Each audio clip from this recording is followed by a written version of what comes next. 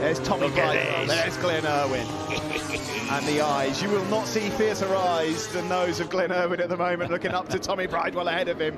And Tommy must know by now that he's right behind him, as well as Haslam. He had to make that move on Jack Kennedy. If he wants any chance to win this championship, he needs to finish ahead of these two Ducatis ahead of him. He does, and that's going to be a tall order. We're halfway through the sprint race here at Brands Hatch. No matter what happens here today, by the way, it goes to tomorrow. But psychologically, this could be such a big statement, getting in front ahead of tomorrow's two races. Yeah, Tommy Bridewell 7.5 points in front, just to reiterate, and his teammate right behind him on the track, and the momentum will go with the person who gets the result over the other, I think. 35 points available for the win here this weekend. We cross the line to begin lap 7. Let's have a look at the lap times this time. Again, a 26.4 bit wide for Glenn then. He got the rear wheel in the air a little bit of the big bump going in there. Not like a sharp bump, it's a big roller that lifts the rear. You're on the brakes at the same time to get into Paddock Hill Bend. And that causes switching the rear as well. He's pushing. He's pushing, and that's a problem if you're getting little slides and little lifts like that. Well, we did say earlier, James, when we were off air, we were talking about these points, 35 on offer, and the gaps involved as well, and there is so much jeopardy. One thing they cannot afford to do is fall down. Correct, yep. Out of Surtees, Glenn Irwin then trying to get as much grip as possible to get on terms with his teammate. The pair of them at the moment unable to reel in Kyle Ryde and Jason O'Halloran, who are out front, doing a fantastic job on the Yamahas. Yeah, they're lapping every bit as quick though, the Ducati duo. And Glenn Irwin now has got right onto the tail unit of Tommy Bridewell. I don't know if Bridewell made a mistake somewhere midway through that lap. Easy to do if you just drift wide onto that damp around the back of the circuit. Well, you've got to close the throttle, just release a bit of lean angle. Well, they got close and personal last time out at Donington Park. They're going to be side by side shortly as they approach Clearways. We're about to start lap 8 of 12 here in the sprint race, and the two men that cannot be split in the championship, 8 wins apiece, and they're 3rd and 4th on circuit. Glenn Irwin has taken a couple of tenths from Bridewell on this lap. Yeah, definitely trying the harder of the two though is Glenn. He got that one nice though. It looked like he might run wide again, got it over that bump, he got it airborne again, the rear, but he's kept it under control. He's trying hard. Yeah, but late apex, look, there he goes. Right. Out front, fastest lap of the race, Kyle Ryde, a 26.232 for the Lamy OMG Yamaha. There he is. He's just put himself about another tenth over O'Halloran in second. Yeah, this is perfect for Kyle Ryde. He loves being out front. That way he can run his own lines. He's a rider who wants to go, let's have a look. Does Tommy get a bit of a slide here? Yeah, you're going to see the slide here. Both of them sliding. Both of them trying to... Yeah, I thought he had, you know. I just thought Tommy, in the corner of my eye, I saw Tommy get a little bit of a slide from the camera angle. Here he is now, and Glenn Irwin is within touching distance of Tommy Bridewell. And how many times have we said that in 2023? Yeah, the problem is around that part of the course, you've got to run, you can see you've got to run off the dry part of the track onto the damp to get a different line. He's not even attempting it through Stirling. No, he's got time and he knows that. Will he try and get the power out of Clearways, make the move into Paddock Hill Bend? Where does he make his move? Can he make his move? We're about to find out. We're about to start lap 9 of 12. Well, if you're going to get under your man into Paddock Hill Bend, you really need to be quick around Clearways, and I don't think it was quick enough that lap. No, not close enough to make a move. It would be a desperate lunge as they head downhill, though. He has closed the gap somewhat. Is he close enough? He's a bit deep into Paddock Hill Bend, though. And that means he's not going to be able to put a move on into Druids either. Yeah, he knows. It looks like Glenn's got a little bit of pace now. He's caught his teammate Tommy. Tommy's dug in. I think the pace has dropped a little bit in terms of... the times have dropped a little bit in terms of the pair of them, and that's making it harder for Glenn. The times have not dropped for Kyle Ryde. He really is on a roll and in a rhythm. A 26.1 now for him. Fantastic stuff here, fantastic drama as ever in Bennett's British Superbikes. This is just poised nicely. It is. I just hope that... Hang on, that's Leon Haslam. May well be the end of the road for Leon Haslam. And what a brave run it's been. It has been a tremendous run. He has fought and fought and fought, and you know what? He'll fight again tomorrow as well. Absolutely. But that might just be curtains.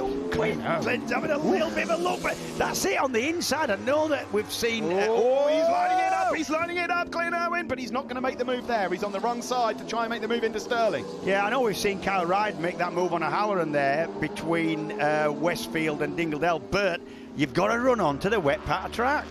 Lap 10 or 12 now coming up. Glenn Irwin has had a look.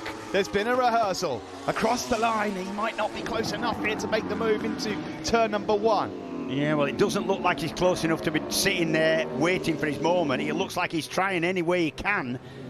Is it going to be up into Druids? He's got the inside line, but he's not quite close enough to squeeze underneath his teammate Tommy Bridewell, the championship leader. Yep. Out front, it's still Ride and O'Halloran. To me, this doesn't look like Glenn sat there nice and easy waiting for the time when he wants to do it. It just looks like he's waiting for any opportunity. Oh, he's going to have a look at Surtees. He's not close enough, surely. Oh, that was so careful. Rear wheel normally bests the front wheel every time. He's got an identical bike up ahead of him. He gets into the slipstream, but they've got so much power, those Ducatis, he can't get through there. Now, this is a section from here on where Glenn has so much speed. We're going to have to keep our eyes. There's a Haslam crash in the background, but here comes Glenn Irwin. This is where he's been so fast, James. Yeah, but this is the point of the track. This is the place on the track where he's got to run off the dry track to do anything, and he can't.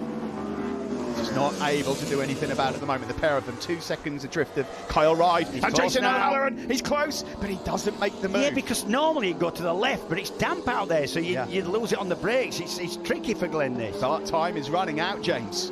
Time is running out. It is. To be fair to Tommy, he's just sat right where he needs to be, on the dry line, going at a decent pace and not making mistakes. Lap 11 of 12. Ride from O'Halloran out front. Bridewell from Glenn Irwin on track for 3rd and 4th. At the moment, Bridewell standing firm in 3rd, not putting a foot wrong. What does Glenn do? He knows he needs to make a lunge and try and get past his teammate, otherwise the championship is slipping away. But a lunge might end up on the deck, which means the championship's gone. So it's difficult for him, this, and for Tommy. It is, and 10.5 points is so doable still tomorrow with 2 races. It's a difficult one. I mean, luckily, we don't have to make that call. What do they do on circuit? Another fastest lap from Kyle Ride. What a brilliant performance this has been from him. Yeah, and not unexpected. When he's confident, and he said he was reasonably confident, he understates. He's not done his job yet, though, because Jason O'Halloran is not gone. Oh, that's Charlie Nesbitt off. is down. Spud Nesbitt is down, but we cannot take our eyes off this battle at the moment. These guys cannot catch Ride or O'Halloran, and O'Halloran is not done yet either in pursuit of victory. Glenn Irwin. I just think Glenn's going to have to take it. If he's going to take that position, it's going to be a massive lunge. He's going to have a look here into Sterling. He had the speed. Can he get the bike stopped? He can't. He's gone wide. He's gone wide, but he manages to stay on. That was his attempt. He had to have a look, and that might be it in terms of 3rd place. I think it is, and I had a feeling if it was going to a move, we're going to be coming, it was going to be a lunge. This isn't over out front either. Jason O'Halloran now attacking Kyle Ride, who's been sublime, but O'Halloran now puts the move on Ride into turn 1. Remember, these two can still win the championship as well. It's gloves off everywhere. Ride trying to retaliate. Got the inside line. Can he get stopped? He's a bit wide, but he's held his line well there. Yeah, perfectly. Got under Jason. That was going to push him right, but only a metre, and there's no room for Jason at that point. Now, Bridewell has a decent gap over Glenn Irwin, but does he know that Glenn Irwin has just dropped a bit back? This Glenn's attempt goes in there, can't get the bike stopped. He had to have a go, but I knew it'd be a risky attempt. That was really damage limitation once he didn't stop the bike. Out front is Kyle Ride and Jason O'Halloran. They're going to cut the gap to the 2 PBM Ducatis. It will go to Sunday. We said that already. And it looks like Tommy Bridewell is going to extend his championship lead as well. A brilliant performance this from Kyle Ride. He was asked a big question there. In the background you can see Glenn Irwin is not close enough to have a move here. Is Jason finished? Maybe. Or will he have a go?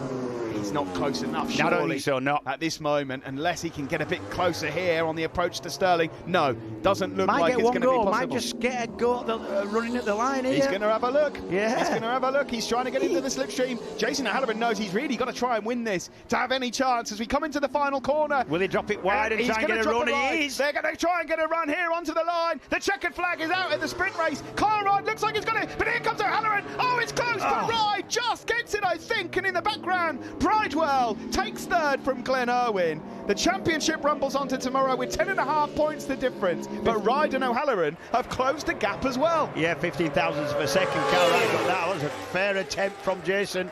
Wow, unbelievable.